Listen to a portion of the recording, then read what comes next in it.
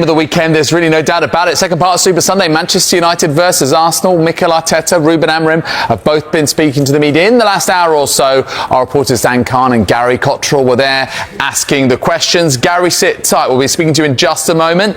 And Dan, let's come to you first. I mean, listen, United and Arsenal have both been excited by their new centre-forward because they've both got someone in that position. How does Rúben Amorim feel about his new man, Benjamin Šeško? Yeah, afternoon, David. It's so intriguing, isn't it? Because it feels like both of these strikers have intertwining storylines. Benjamin Šeško now at Manchester United. He was linked with Arsenal earlier in the window. And Viktor Gyökeres, of course, now at Arsenal, worked under Rúben Amorim at Sporting Lisbon. But when we focus on Šeško, I mean, everyone has been very impressed by how he's behaved since arriving at the club in the last week, how he's trained, how he's adapted to his surroundings here at Carrington, and having signed for United just under a week ago for an initial fee of £66 million from RB Leipzig. He's very much now a Manchester United striker and really forming this new look attack with the likes of Bryan Mbeumo and Matheus Cunha. Between the three of them, they scored 48 league goals between them last season, and that's what Rúben Amorim will be hoping for. Just over £200 million for all three players. Will be hoping that his attack will now be bolstered going into this new season. A serious lack of goals was an issue last season, but with this new creativity and firepower, Manchester United will be hoping that this season will look much different to the 15th place they finished last year. But for Šeško himself, the question is, well, is he fit enough and is he able to start on Sunday? This is what Rúben Amorim had to say. First time we've got to speak to you since you've got Benjamin Šeško joining the club.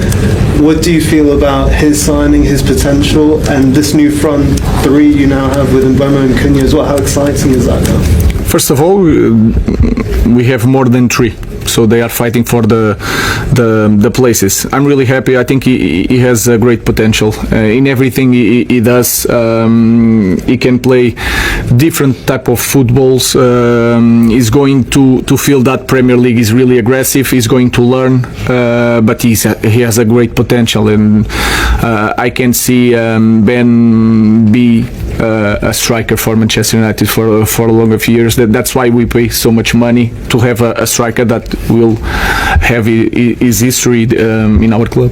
Rúben, in terms of Benjamin, do you feel like he is able to start this game? Has he had enough time with you to understand what he needs to do and to work on his fitness to go from the start against Arsenal? Of course, we have a lot of time, but he's ready. First of all, physically he's ready. That is a big component in our league. Then he's really smart. Every detail that he asks is a guy that is always thinking. He spent all afternoon here working on his fitness, so he's ready to play. We'll see if he's going to start.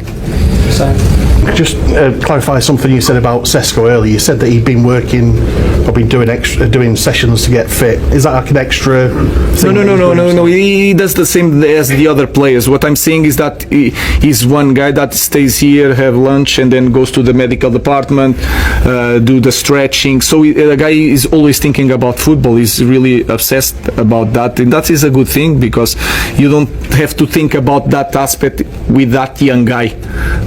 I don't need to tell Ben, this is Manchester United, a lot of pressure, you have to perform, you need to be ready for the physicality, we need to be ready for every game is like do or die. With that guy, I have not that concern. I have the opposite. Enjoy a little bit. You said earlier that he was asking you questions. Do you like that? I really like that, especially when is smart questions. So he's listen and he wants to perform. So that is really good. Rúben, you said in the United States there were times last season when you set off for games and you feared what was going to happen. Do you, after this period of time, are you confident you know what your team is going to deliver?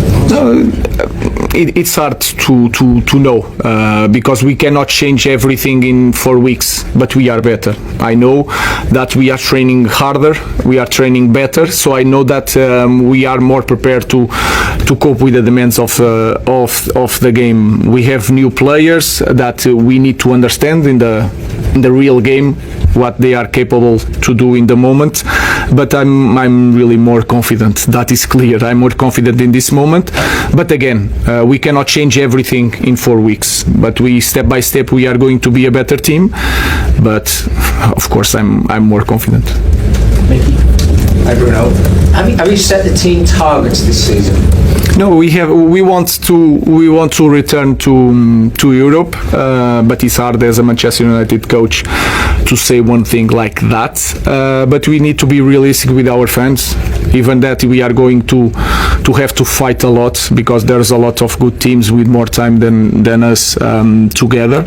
But we are going to fight for it. We want to improve. We need to focus game by game. If we are thinking how we are going to finish the season is a problem. Let's focus on game by game. We want to win against Arsenal. That is the main focus. Hi Rúben.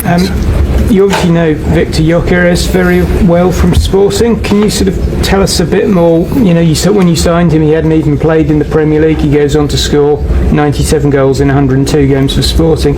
Did you see something there that other people hadn't seen? Did he develop quicker and better than you could have expected? That is a question for Mikel, but Viktor is a different league. The physicality is different. In Sporting, they have a very good group of scouting because they live from the players that they can buy and then sell to survive. I think he's a very good player. He's going to give different characteristics. He's going to be different if we face in the beginning of the game Viktor or Havertz, for example. So we need to be prepared for that. But it's not a surprise to watch Viktor in the big club in England. Laurie, then Samuel. Hi Rúben. Rasmus didn't get off the bench against Fiorentina. There's a potential that he might be sold this window. What's his situation, and is he still part of your plans for the selections? It's here to is one more option. We will see.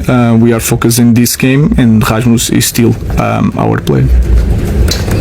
Hi Rúben, just on the midfield situation, do you want some new midfielders to come in, and would you be confident of getting one in, because it does look like you're quite light in that area?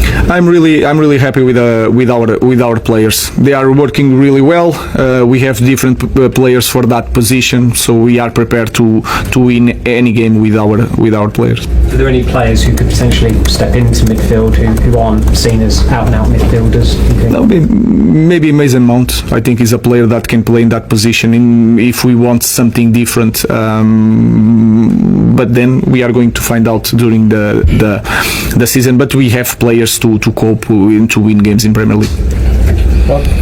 You said a couple of times last season that obviously Mikel's had a lot of time to mould his team and they're seeing the results now. And you've also said that perhaps you're not going to get the same amount of time because this is Manchester United. As you're starting the new season, how do you assess kind of your position? You've said that lots of players have got a clean slate. Do you feel that it's a clean slate for you as well, that all of last season can just be forgotten and you should be allowed to kind of have the time this season to kind of mould the team in the way you want? I learned a lot last season. One of the things that I learned is that I don't need to focus a lot in the future. That doesn't matter. I don't care. I just want to win against Arsenal, to focus on Arsenal, and I need to live day by day, like my players, and focus in each game. So I learned that everything that gets a little bit noise to our team, I have to take out of the picture. So I just prepare to coach my team against Arsenal. Is that a hard thing to do though at Man United? No, of course, as a manager you have to, with the board, you have to have a plan, a long plan. But nowadays with the 3 interviews every week, we just need to focus on Arsenal. We want to win this game against a very good team, against a very good coach. Let's focus on that. Okay, we'll go Richard and then finish with Paul. Hi, I just wanted to ask about Bruno Fernandes. How does the new arrivals benefit him?